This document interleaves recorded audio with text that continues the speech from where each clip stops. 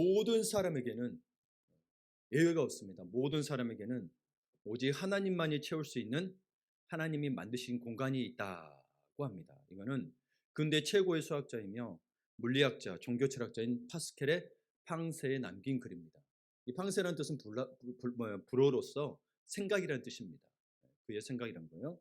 그러니까 모든 사람에게는 오직 하나님만이 채울 수 있는 하나님이 만드신 공간이 있다. 여러분 그 공간을 느끼시나요? 전혀 모르고 살았습니까? 그분이 창조자이시기 때문에 그 공간이 반드시 있습니다. 모든 이야기. 그래서 하나님만이 채울 수 있는 공간이기 때문에 하나님으로 채워지지 않으면 아무리 가져도 아무리 먹어도 아무리 화풀이 해도 아무리 스트레스를 풀어도 채워지지 않는 공허함이 금방 다가옵니다. 네. 그래서 우리는 젊은 시절에 그런 공허함 때문에 이렇게도 생각하죠. 지금도 그럴 수 있어요. 소녀, 소년 같은 마음들은 내가 마음에 드는 사람 만나면 정말 멋있게 사랑할 수 있고 공허함도 채워질 텐데 저도 한때 그런 생각을 했습니다. 예. 정말 그럴 것 같았습니다. 이런 생각을 갖고 있는 사람들이 참 많다는 걸 알게 됩니다. 그런데 여러분 사실 이것을 풀어서 보면 자신은 사랑할 수 있는 준비가 완벽하게 갖춰져 있다고 생각하는 거죠. 그래서 단지 내가 원하는 그 상대, 우리가 말하는 여성분의 백마탄 왕자, 남자분들은 잠자는 숲속의 공주, 미녀, 혹은 미녀와 야수의 미녀, 혹은 신데렐라, 그렇죠? 참하잖아요, 그렇죠? 이런 사람이 없기 때문에 사랑을 못한다고 생각합니다. 정말 그럴까요? 정말 그럴까요? 2016년 저는 한 번도 본 적이 없고 뉴스로 접했던 전국 38.8%, 수도권 41.6%, 서울 44.2%의 높은 시청률을 기록했던 드라마가 뭐죠? 2016년 5개. 송모양과 송모군이 나오는 태양의 후예. 태양의 후예. 재밌었나요? 재밌었다 하더라고요. 송모군과 송모양의 결혼은 모두 당연하게 여겼습니다. 저도 이 두 사람 보기 완벽했거든요. 얼마나 멋있고 예쁘고 잘생겼습니까? 그리고 잘났고 가진 것도 많고 젊고 그래서였을까요? 모든 게 완벽했는데 그래서였을까요? 그들의 1년 9개월 만의 이혼은 사실 저에게는 충격이었습니다. 완벽했던 사람 만났기 때문에 그 사람들 헤어지면 안 되는 거였거든요. 네. 그렇죠? 여러분은 어떻게 생각하시나요? 리더스 다이제스트에 재밌는 일화가 있었습니다. 남편이 아내를 막 구박했어요. 당신 음식도 제대로 못 만들고 아이들도 제대로 못 기르고 밖에 나가면 당신보다 얼마나 예쁜 사람이 많은지 알아? 부인이 얼마나 스트레스를 받겠어요. 스트레스를 받죠. 그래서 남편이 잠시 비운 사이에 자리를 비운 사이 아내가 식탁에 메모를 써놨어요. 당신 부인의 허물과 결점에 대해 너무 탓하지 마시오. 그런 허물과 결점이 있었기에 당신보다 더 나은 사람을 만나지 못했다는 것을 기억하시오. 이 말은 뭐예요? 내가 좀 더 나았으면 당신 같은 사람을 안 만났을 것이라는 의미가 숨어 있죠. 이거 근데 받아들이면 안 돼요. 여러분 이거 너무 좋아가 그렇게 안 돼요. 이게 왜 받아들이면 안 되냐 그러면 우리는 사랑을 뭐의 문제로 생각하냐면 대상의 문제라고 생각해요. 처음 이야기했죠. 백마탄 왕자, 잠자게 수수는 공주가 나타나야 나는 아름다운 사람하고 괜찮을 거라고 생각하는데 사실 여러분 그게 아닙니다. 근데 우리 모두 다 사랑은 대상의 문제로 은연중에 생각하고 있습니다. 제가 초반에 파스칼의 팡세 이야기했잖아요. 이 팡세에 또 명언이 또 있습니다. 사람을 오래 관찰하면 할수록 내가 기르는 개를 더 사랑하게 된다. 사람을 오래 관찰하면 할수록 내가 기르는 개를 더 사랑하게 된다는 명언이 있습니다. 사람을 알면 할수록 사랑하기가 쉽지 않다는 거죠. 근데 여러분 여기서 또 우리가 맹점을 가지고 있는 게 자기는 늘 강아지보다 나은 사람으로 생각하고 있어요. 그러면 안 돼요. 그 기르는 개를 더 사랑하게 된다는 이 속에는 여러분 우리 모두가 들어가 있는 겁니다. 네. 내가 보니까 차라리 내 개 키우는 게 낫다. 그래서 나는 위에 있는 게 아니고 인간은 모두 다 알면 할수록 사랑이 쉽지 않다는 예외가 없는 거예요. 참 명언이죠. 명언이죠. 그런데 그런 인간을 사랑하고 목숨까지 내어주신 분이 있고 변함없이 사랑한 분이 있으니 그분이 예수 그리스도시라는 거예요. 네. 예수 그리스도의 사랑이 얼마나 큰지. 우리는 보편적으로 부모의 사랑을 받습니다. 그런데 우리가 받은 헌신적인 사랑은 사실상 여러분이 진짜 헌신적인 사랑은 사실상 여러분 자신이 모를 때 받는 것입니다. 연구에 따르면 가장 큰 사랑은 4살까지 받는다고 합니다. 무슨 말이냐? 갓 태어난 핏덩어리를 진 자리 마른 자리 갈아 누이고 그 많은 고생을 하면서 키웠다는 거예요. 어떤 보상을 바라지 않고. 예. 근데 이상하게도 사람들은 4살 전에 일은 전혀 기억하지 못합니다. 부모가 어떻게 했는지 진짜 안다면 여러분 그랬을까요? 예, 예. 그게 아니죠. 그래서 여러분 우리들은 기억하기에 소중한 사람은 다 몰라요. 우리는 소중한 사람을 진짜 모르고 있어요, 사실은. 부모가 키워준 거면 커서 남자는 군대 가서 살고 그러는데 사실 그 4살 이전에 것은 진짜 사랑은 모르는 거예요. 이것은야말로 뭘 알 수 있느냐? 믿음으로 알 수 있습니다. 내 부모가 그랬다는 걸 믿음으로 아는 거예요. 내가 지금 건강하고 잘하고 있잖아요. 내 부모가 여전히 이러고 나를 사랑하고 아껴주고 있으니 그랬을 거라고 믿음으로 하는 거지. 기억이 전혀 없거든요, 사실. 우리가 받은 소중한 사랑은 사실 자신도 모르는 사이에 지나가는 것입니다. 주님의 사랑이 그러하다는 거예요. 이 엄청난 사랑을 지금 여러분과 제가 받고 있다는 거예요. 그래서 로마서 5장 8절을 보게 되면 함께 읽습니다. 우리가 아직 죄인 되었을 때에 그리스도께서 우리를 위하여 죽으심으로 하나님께서 우리에 대한 자기의 사랑을 확증하셨느니라. 아멘. 우리가 아직 죄인 되었을 때는 하나님의 사랑을 몰라요. 몰라요. 전혀 몰라요. 그런데 이제라도 깨달아야 된다는 거예요. 이제 죄인이 아니고 주 앞에 나온 의인이라 칭함받는 의인이 되었으니까 뭐예요? 그 사랑은 정말 크다는 거 알아야 돼요. 그래서 여러분 이 사랑을 언제부터 받았냐? 이미 여러분이 세상에 태어나기 전부터 이 사랑하고 계셨다라는 거예요. 사실상. 그러니까 내가 모를 때, 내가 알지 못할 때 사랑을 받았다고 이 로마서에서는 이야기하고 있는 거예요. 하나님의 사랑을. 예. 근데 부모는 태어나야 사랑하는 거죠, 자녀가. 임신해야 돼 사랑하는 거고. 근데 그게 아니었던 거. 하나님 이미 우리가 만들어겠죠. 그래서 하나님의 사랑이 어떤 사랑을 그렇게 할 수 있느냐? 오늘 읽었던 5장 5절을 다시 한번 같이 읽습니다. 소망이 부끄럽게 아니함은 우리에게 주신 성령으로 말미암아 하나님의 사랑이 우리 마음에 부음받음이니. 아멘. 하나님의 사랑은 부어지는 사랑이다.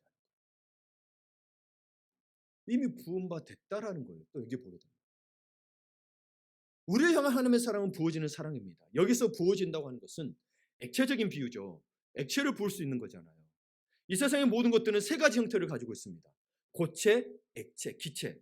고체는 분자 사이의 간격이 일정하기 때문에 여러분 다 모든 게 분자로 쪼개는 거 아시죠? 네, 다 최소 단위까지 쪼개져요. 그래서 분자 사이의 간격이 일정하기 때문에 부피나 형태가 일정한 것을 고체라고 합니다. 이런 것들을 고체라고 해요. 그러면 액체는 뭐예요? 액체는 부피는 일정해요. 그런데 형태가 일정하지 않죠. 그래서 부피는 일정한데 여러분이 어떤 것에 붓느냐에 따라서 모양이 달라지죠. 그래서 형태가 일정하지 않습니다. 기체란 분자와 분자 사이 간격이 넓어서 부피와 형태가 다 일정하지 않은 것을 말합니다. 그래서 기체는 열을 받으면 팽창하고 열이 없이 냉각하게 되면 수축하게 되죠. 인간의 사랑이 사실 기체적인 사랑에 가깝습니다. 하여튼 보세요. 그럼 고체적인 사랑이 뭐냐? 고체적인 사랑을 추구할 때 우리는 고체적인 아름다움에 우리가 집착하는 경향이 많이 있습니다. 고체적인 아름다움을 뭐 말해요? 외모를 말합니다. 외모. 서울여대 장교철 교수님이 그래. 왜냐하면 여자들이 더 외모를 따지는 것 같아요. 남자들도 따지지만 여자도 많이 따는 것 같아요. 그분이 글에 보게 되면 서울여대 교수님이세요. 여자들은 너무 잘생긴 남자 찾지 마세요. 남자들도 너무 예쁜 여자 쫓아다니지 마세요. 예쁜 여자는 머리가 나쁘거나 성격이 좋지 않거나 대부분의 경우 이 둘 다의 특성을 갖고 있습니다 하는 것도 그냥 무작정이 아니고 그것도 이유가 있습니다. 사실 환경이 그렇게 만들었던 것을 좀 이야기하는데 그것도 이유가 있습니다. 왜냐하면 얼굴이 예쁜 사람들 근처에는 내가 네 숙제 대신 해줄게 하는 사람들이 많이 있습니다. 별로 이 분위기에 앉는 것은 여러분 그런 적이 별로 없나 봐요. 예, 예. 그런 분들은 또 겸손하게 가만히 있는 거죠. 그러니 숙제도 안 하고 어떻게 지성이 개발되겠습니까? 라고 이야기하는 거예요. 숙제도 안 하고. 여러분 공부 안 하면 지성이 개발이 안 돼요. 해야 개발되는 겁니다. 또 청소 시간이 되면 야 네가 무슨 빗자루 드냐 내가 해줄게 하면서 청소를 대신해주는 저 같은 인간이 나타납니다. 그러니 자기가 해야 할 청소도 하지 않으면서 어떻게 좋은 인격을 가질 수 있겠냐는 거예요. 예. 그런데 예쁘면서 머리도 좋고 성격도 좋은 사람이 아주 드물게 있습니다. 이 경우에는 그 사람이 남들 모르는 사이에 뼈를 깎는 노력을 했기 때문입니다. 라고. 여러분 외모는 가지고 태어날 수 있는 거죠. 그러나 머리가 좋아하는 것도 안 하면 안 된다는 에디슨 이야기했잖아요. 노력이 99%라고. 천재도. 그 성격도 봐봐요. 자기가 좋게 만들어가지 않으면 안 돼요. 타고난 게 아니에요. 만들어가는 거예요, 성격.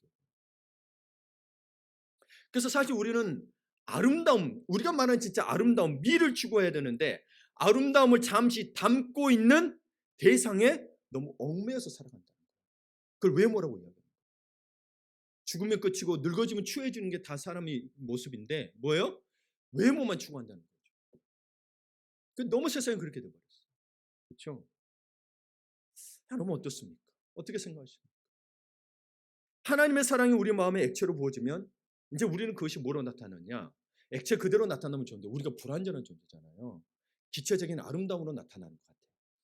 무슨 말이냐면 말했다시피 아까 뭐예요? 내 마음에 하나님의 사랑으로 내가 좀 풍성해진 것 같으면 늘 풍성하면 열이 팽창한다 그랬잖아요. 사랑이 막 퍼지는 것 같아. 근데 내가 기분 나쁘고 내 마음에 미움이 들어있어.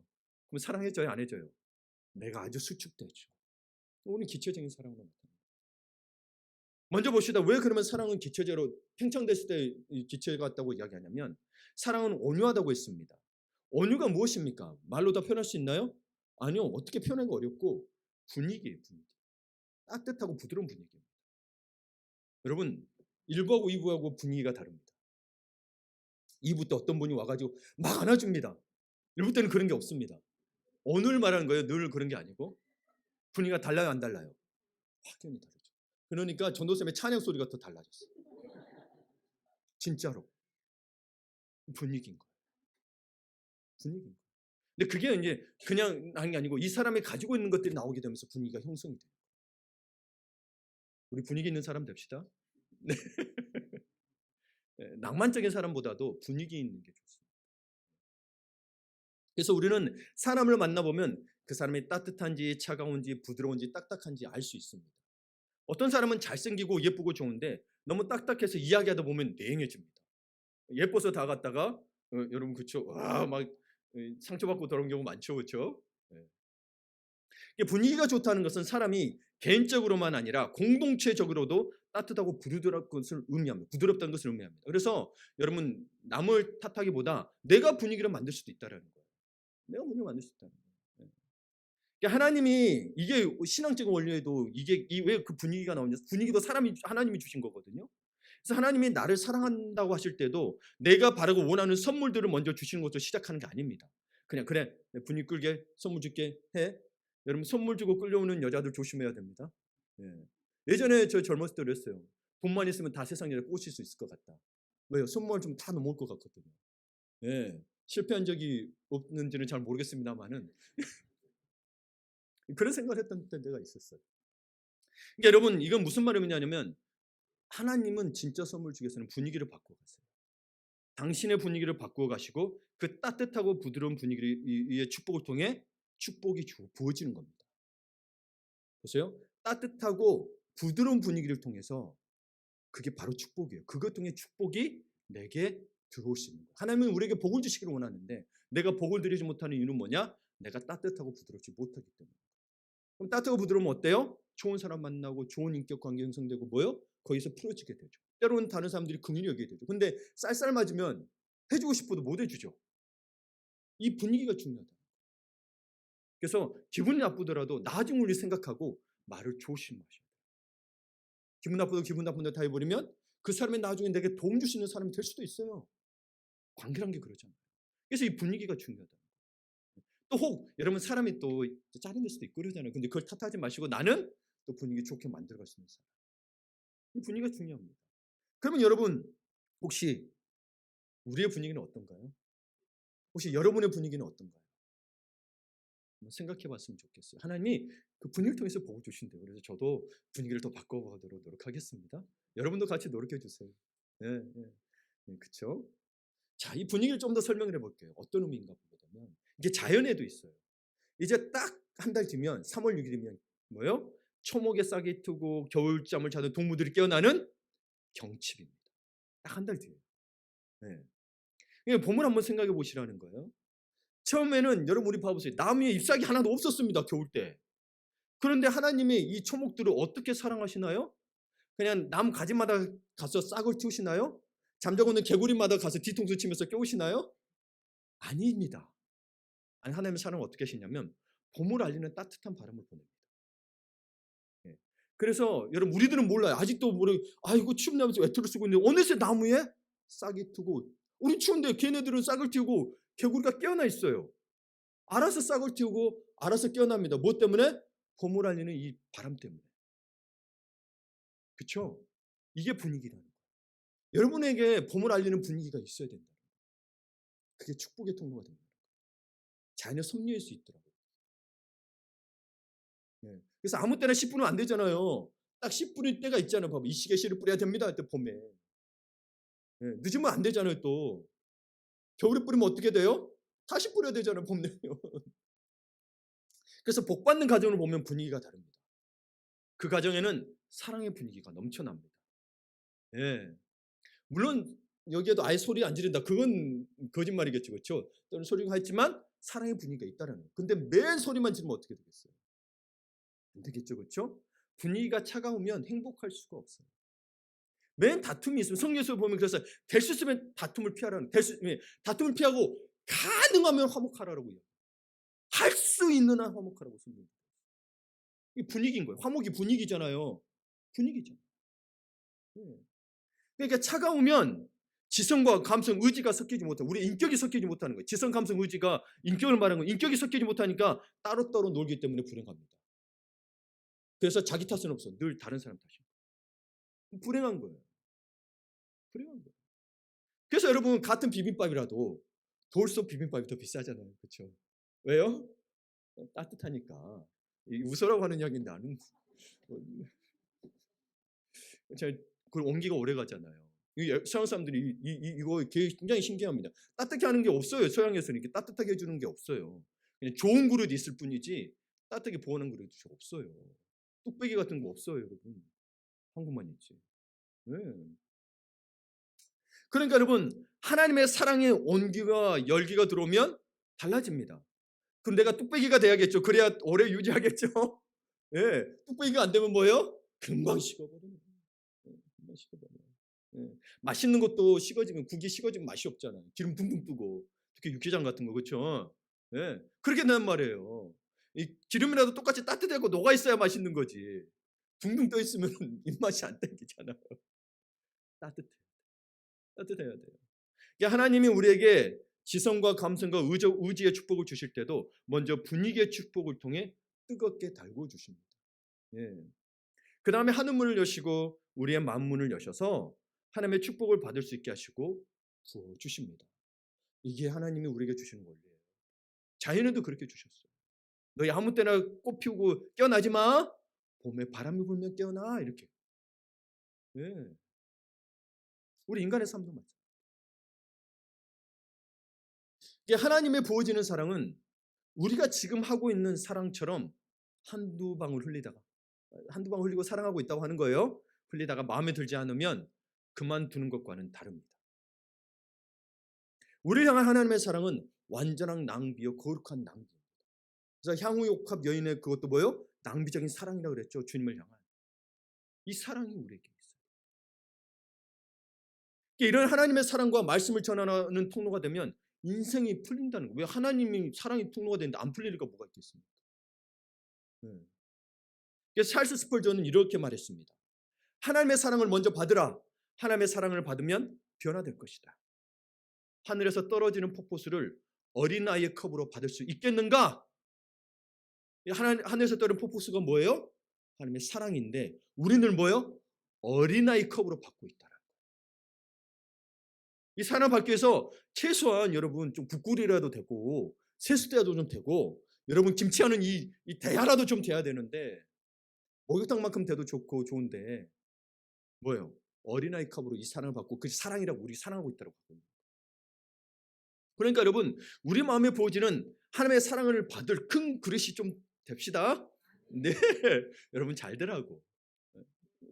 여러분 손해볼 거 없잖아요, 그렇죠? 네, 오히려 더 좋은 거지. 그래서 인간은 사실 근데 여러분 그러고 싶은데 잘 안 되잖아요. 사실 인간은 유전과 환경의 의지의 산물입니다.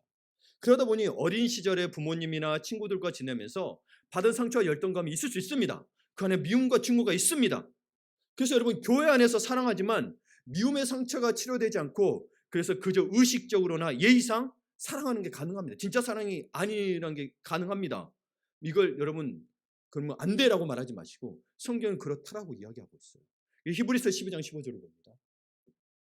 너희는 하나님의 은혜에 이르지 못하는 자가 없도록 하고 은혜에 이르도록 하게 되죠. 그리고 또 쓴뿌리가 나서 괴롭게 하여 많은 사람이 이로 말미암아 더럽게 되지 않게 하며 쓴뿌리가 나는데 이게 괴롭게 하고 많은 사람들로 말미암아 더럽게 되게 한대요. 그럼 이 쓴뿌리가 뭐냐? 나의 교만.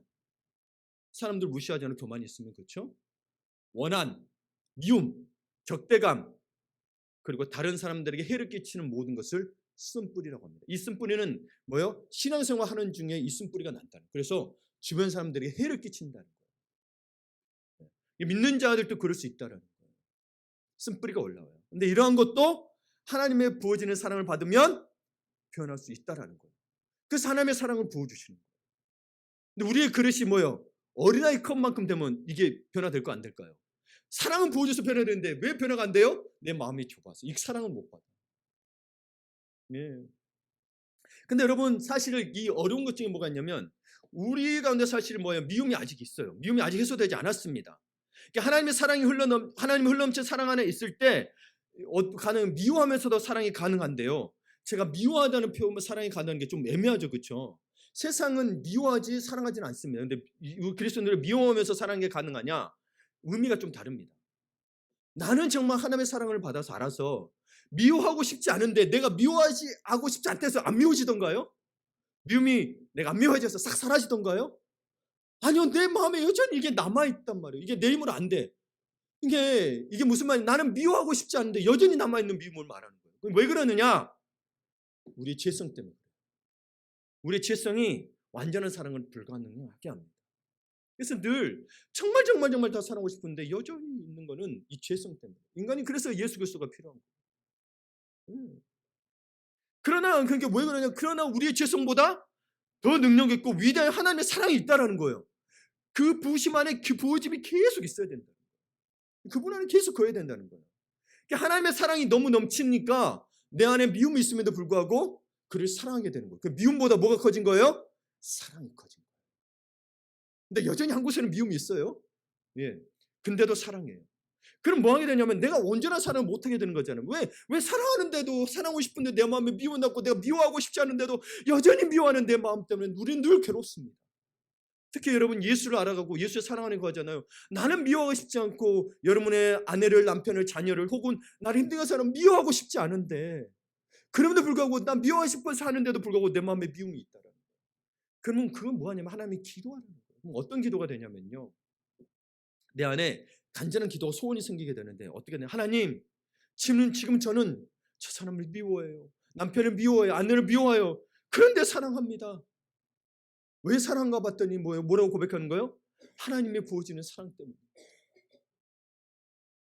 그래서 하나님 간구합니다. 제게 더 많은 사랑을 부어주시고 제 마음을 더 넓혀주시고 그를 미워하면서 사는 것이 아니라 사랑하면서 사랑하게 해주세요. 그런 날이 오게 해주세요라고 기도하게 됩니다.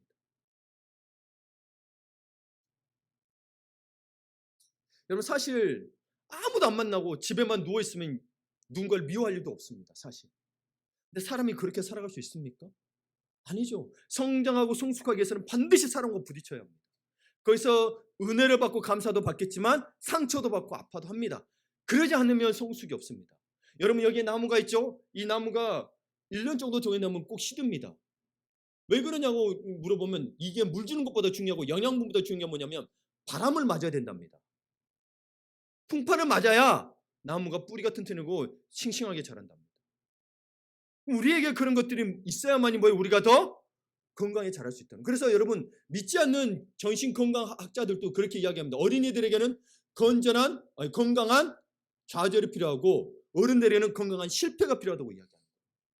내가 누군가를 미워하는 것에 대해서 여러분 너무 자책하지 마시고 그러니 뭐다? 주님 편에 나서 내가 이것들을 통해서 하나님의 사랑을 더 배우기를 원합니다 라고 하셔야 건강한 실패가 되는 거죠. 아이고 저 사람 때문에 내가 못 살겠다 그러면 뭐예요?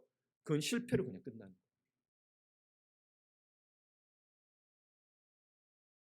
그러니까 여러분 우리는 정말 방금 한 것처럼 정말 내가 더 주님의 사랑으로 그를 미워하면서 사는 것이 아니라 사랑하면서 사랑해달라는 이 소망이 있어야 되는 거예요.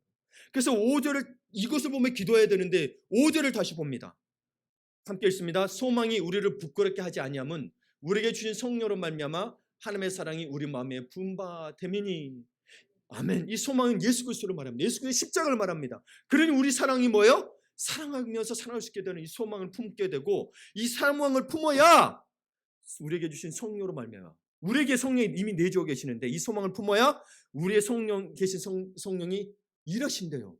뭐요? 하나님의 사랑을 부어주신다. 소망을 품어야 가능. 이 소망을 품지 않기 때문에 아무리 부어도 못 들어오니 우리 가운데 못 들어오니. 소망이 통로가 돼서 우리 가운데 들어오고 성령으로 말미암아 이 사랑이 우리 가운데 부어진 바 되는 거예요. 하나님의 사랑을 가득 채우고 싶지 않으십니까? 소망을 품고 기도하십시오. 미움이 있더라도 이 사람이 그래. 미움이 없으면 죄인이 아니지. 미움 하나 없는 사람 죄는 아니. 이 사람은 진짜 여러분 천사가 사람보다 못합니다. 천사는 어떤 존재로 만들어져야 되냐면 사람을 섬기게 만들어져 성경에 돼 있어요. 그래서 여러분 사람이 죽으면 천사가 되는 게 아니에요. 사람이 좀 귀신이 되는 게 아니에요. 사람은 사람이에요. 그래서 나중에 육신도 부활해서 주님과 함께 사는 거예요. 근데 천사나 귀신은 육신이 없어요. 이게 속지 마세요. 속지 마세요. 그래서 소망은 하나님의 영인 성령을 통하여 그분의 사랑이 우리 마음에 부어지게 하는 거예요. 네. 그러니 힘들더라도 사실 이 소망 품기 힘들죠. 미운데 사랑하기 힘든데 그러니까 힘들더라도 소망해야 하는 이유가 여기에 있는 거예요. 먼저 안 되니까 소망하라는 거예요. 네. 그래서 하나님의 부어지는 사랑을 체험함으로써 더 큰 사랑으로 그 미움을 이길 수 있게 되는 거예요. 미움은 이겨내는 거예요. 미움이 여러분 경험해 보니까 이게 사라지지가 않더라고요. 그렇죠? 내가 아무리 여러분 여기서 봐보세요. 아무리 그러면 진짜 말했다시피 이 사람은 사람이 아니라니까요. 천상계의 사람이라니까요. 천국의 사람인 거 이미 안 돼요. 안 돼요. 그러다 보면 그때서야 미움이 사라져가는 거지 바로 제거가 되지는 않더라고요. 그러니 여러분 더 큰 사랑을 사모하기를 바랍니다. 그러니까 고린도서 14장에서 뭐예요? 너희가 특별히 더 큰 은사를 사모하라고 그랬죠. 그러면서 애원하기를 사모하라고 돼 있고 사랑은 그중에 저는 사랑이라고 이야기하고 있는 거예요. 사랑을 가지고 그래서 애원도야 그 은혜가 있는 거예요. 왜냐하면 듣는 대로 이야기하면 지 말 안 들은다고 뭐요? 야, 네 저주할 네 뭐야 너 뭐야 망할 거야라고 저주하게 되는 거예요. 이단들이 그러고 있잖아, 봐봐.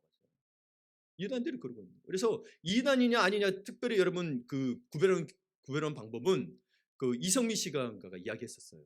네. 구별은 저도 동의합니다. 먼저 가보시라는 거 어디 가봐. 그리고 아주 친절하게 잘해줍니다. 교회보다 더 잘해줍니다. 그리고 나서 가지 말아보래요. 그러면 교회는 진짜 교회는 아 그러십니까? 그럼 더 우린 기도하겠습니다. 마음 있으면 오세요. 그렇게 하는데 이단들은 갑자기 그때부터 욕하기 시작한대요. 쌍욕을 한대요. 내가 니한테 얼마나 잘된지 몰라 이러면서 와서 그 경험담을 이야기해 주더라고요. 그러니까 여러분 하여튼 우리 그리스도인들은 어쨌거나 그 뭐 이단에 대한 거지만 더 큰 사랑으로 미움을 이길 수 있기를 바랍니다. 예. 스승과 제자가 대화를 나누고 있었습니다. 스승이 묻습니다. 제자에게. 밤에 어둠이 지나고 새날이 밝아온 것을 무엇으로 알 수 있느냐. 제자가 똑똑해요. 동쪽 창문을 통해 처음 보니까 동창이 밝아오는 것을 보면 알 수 있습니다. 스승이 똑똑하구나 그런 게 아니고 아니니라. 그래? 창문을 열어. 좀 더 생각해 봅니다. 창문을 열어서 모든 사물의 형체를 구별할 수 있으면 새날이 밝은 것을 알 수 있습니다. 그렇죠? 완전히 이제 밝아졌다는 거죠. 그렇죠? 다 볼 수 있으니까. 스승이 그것도 아니니라고 이야기합니다. 아니 그렇다면 어떻게 알 수 있습니까? 라고 했더니 네가 창문을 열고 내다보았을 때 지나다니는 모든 사람이 너의 형제로 보이면 그때 비로소 새날이 밝은 것이니라. 여러분 해는 똑같이 뜹니다. 근데 우리 인생이 밝나요? 진짜 인생이 새날이 와야 돼. 진짜 인생이 밝아야 되는 건데 그게 뭐냐면 저 지나다니는 모든 사람이 내 형제로 보면 새날이라. 그러면서 그 밑에 코멘트가 달렸어요. 당신이 아무리 이웃사랑을 소리 높여 외쳐도 당신의 가족 이외의 사람을 형제로 여기지 못한다면 당신의 그 사랑은 당신의 이기적인 사랑을 위한 것일 따름입니다. 그렇죠? 그것도 사랑인데 자기만을 위한 이기적인 사랑이다. 여기 있는 분들, 밖에 있는 분들, 내가 모르는 사람까지도 형제로 여긴다라면 이게 진짜 사랑이라고 생각합니다. 그게 인생의 새날이라고 여기는. 왜요? 똑같이 그게 하나님의 사랑의 통로가 된 거죠. 인생의 새날이. 우리에게 주님이 주신 새 생명의 삶이 그렇다라는 거예요. 우리는 새 생명을 받았다. 옛사람은 죽고 새 사람이 됐다는데 새 사람의 삶을 살고 있는가 한번 돌이켜 볼 때 밖에 있는 사람이 다 형제로 보입니까? 최소한 주변 있는 사람이라도 미움이 아니라 사랑으로 대할 수 있도록 기도하셔야 됩니다. 소망을 품고. 네. 근데 사실 이 말을 잘 알겠는데 우리 생활에서 어떻게 하면 이 사랑을 잘 드러낼 수 있는가 하는 문제가 직면하게 되죠. 잘 안 되니까. 네. 사실 우리는 예배 가운데 하나님이 하늘 문을 열어주시면 은혜를 받고 충만합니다. 그런데 막상 일상생활로 돌아가면 그 생활을 계속하기가 힘듭니다. 예. 아무리 놀라운 여러분 병 고치는 집회가 있고 여러분 막 뭐요 문제도 다 사업도 잘 되고 막 뭐랄까요 막 화해되는 이 집회가 있을지라도 그 집회 여러분 일주일 동안 했을지라도 일상으로 돌아가면 그 은혜가 계속 유지되던가요? 안 됩니다. 참 이게 어려운 일입니다. 그 사랑 계속하기 힘듭니다.